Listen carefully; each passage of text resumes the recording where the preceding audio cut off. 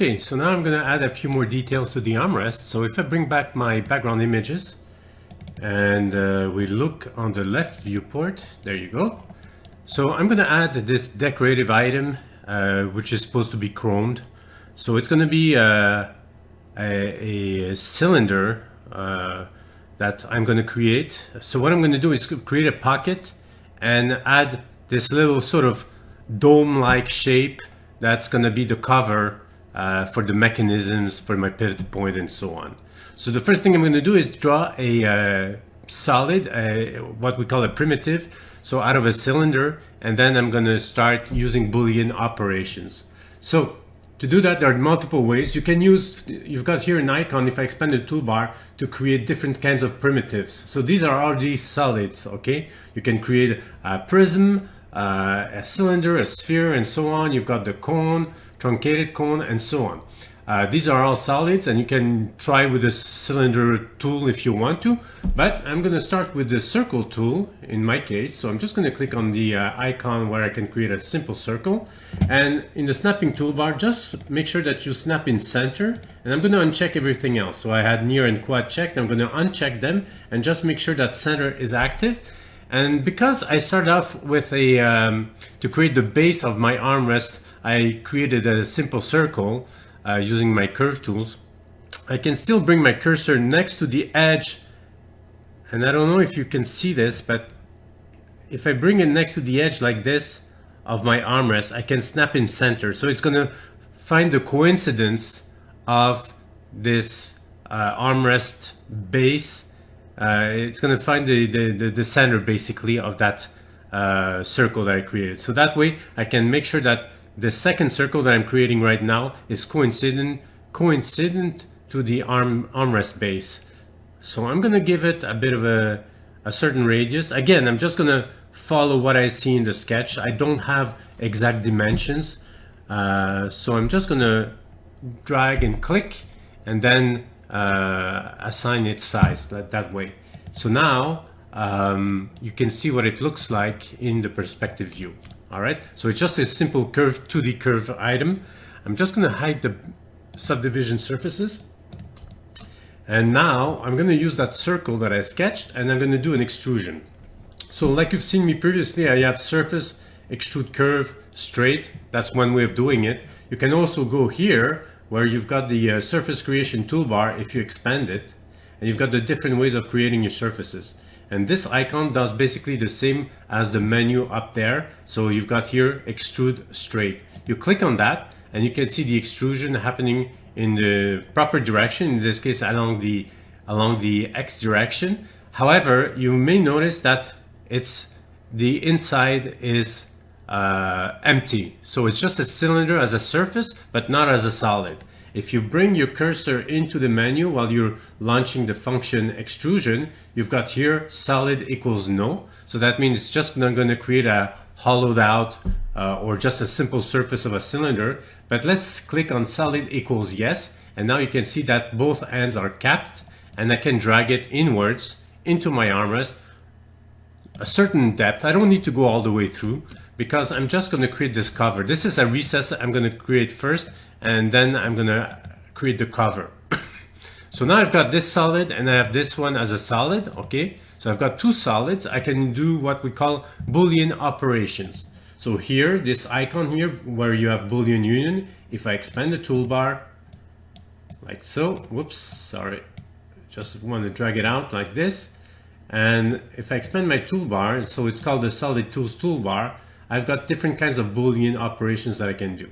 So I can make unions, so that means it's like I'm joining them and it fuses them. It basically fuses them together to create one solid. But in my case, I'm going to do a difference. So I'm going to go to the second icon called Boolean difference. I'm going to left click on that. So it says what? Select surfaces or polysurfaces. Okay, so it can be either a surface or a polysurface. So I'm going to select this one, and then I'm going to press enter. And then I'm going to select my other polysurface, which is my cylinder that I created. And I'm going to press enter to make the Boolean difference. So if I zoom in, you can see that now I've created this hole basically.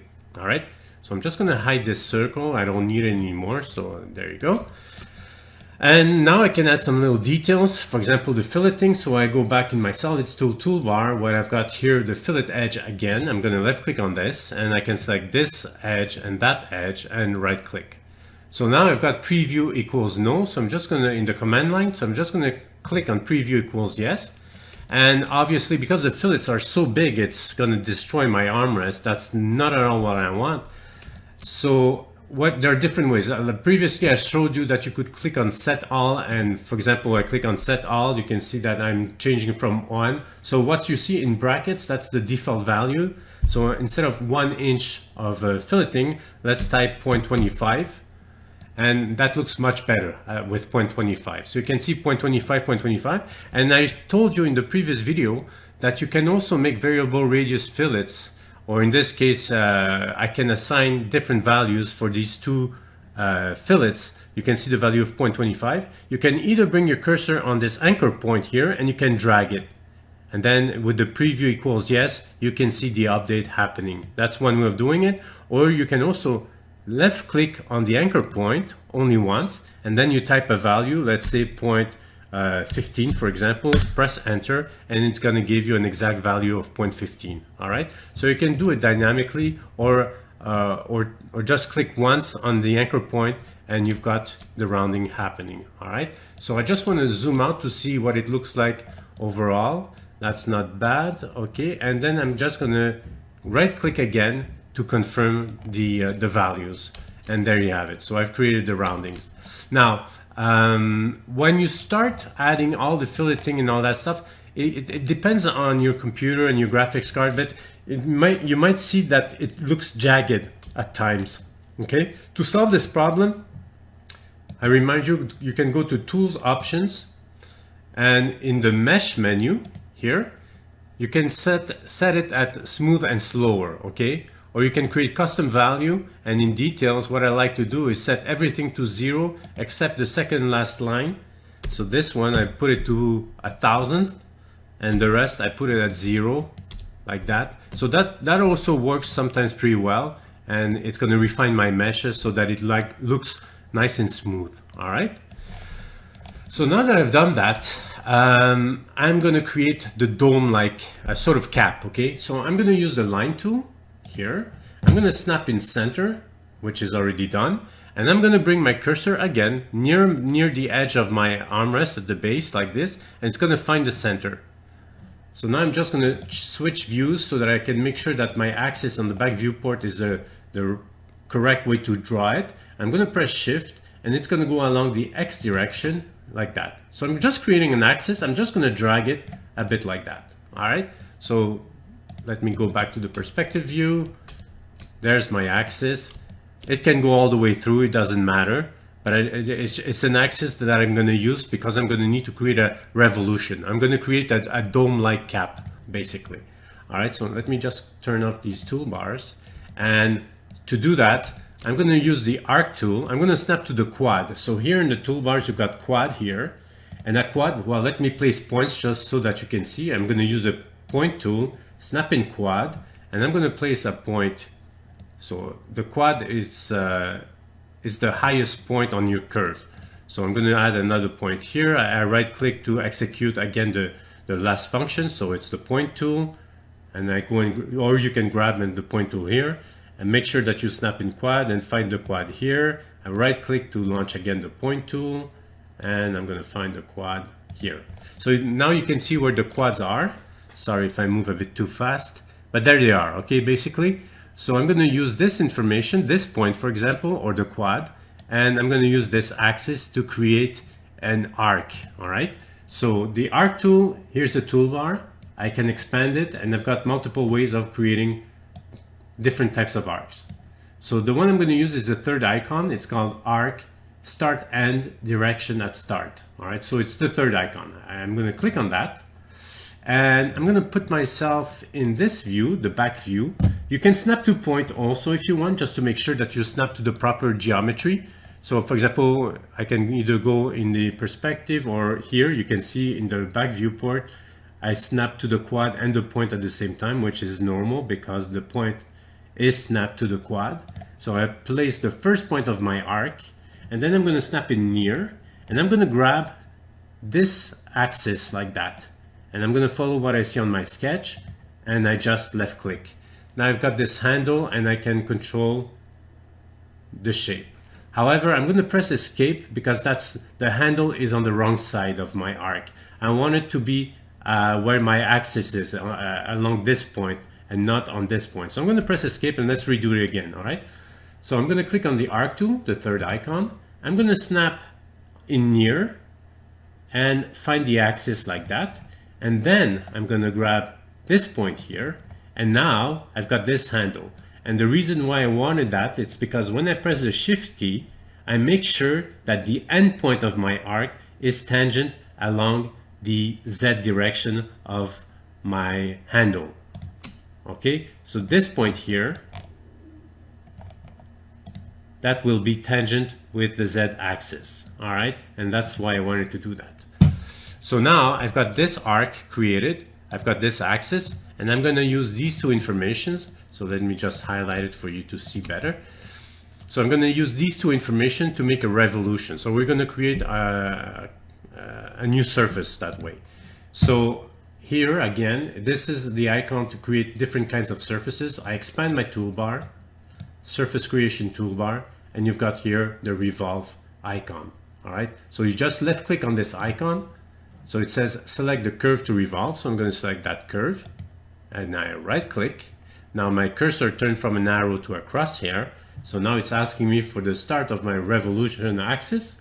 So I need to define the axis. So I'm just going to uncheck my quad and point, and I'm just going to have near checked.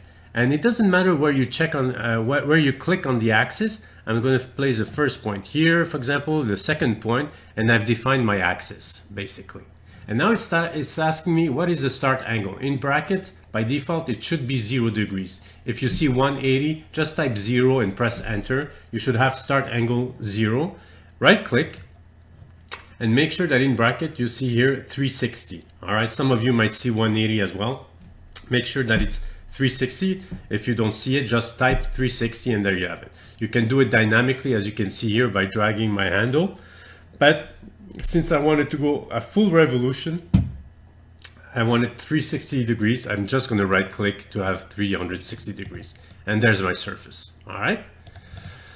So now if I switch to the ghosted mode, so I'm going to right click on the perspective tab, switch to the ghosted mode, and I'm going to take the edge of my surface. So I can do a surface, extrude curve straight, and I'm going to select the edge here of my surface, my dome basically.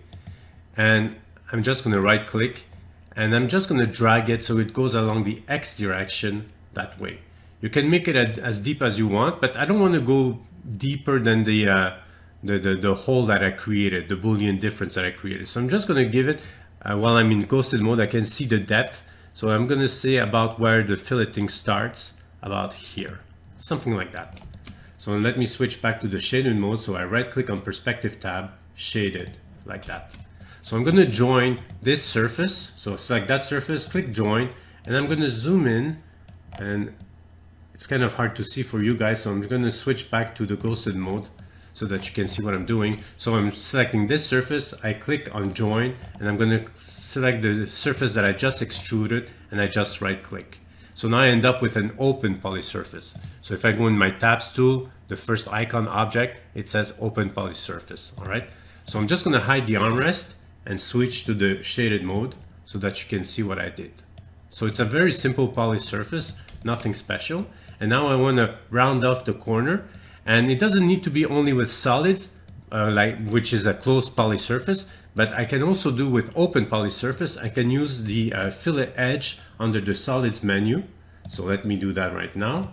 I go where the Boolean union icon is, I expand the toolbar, and I find again the same function, fillet edge. So it's not just for closed polysurfaces, but also open polysurfaces. I can select this edge, and let's keep it at 0.25, or if I want to make it smaller, I can take this anchor point and just drag it and make it a bit smaller. And because preview equals yes, I can see that dynamically what it looks like basically. All right, so I don't know, let's say 0.124, 124, and right click. And there you have it. So now I can right click on my light bulb to bring everything back here, and there's the result. All right, so that's one step, and we're going to start adding more details as we go along for the armrest.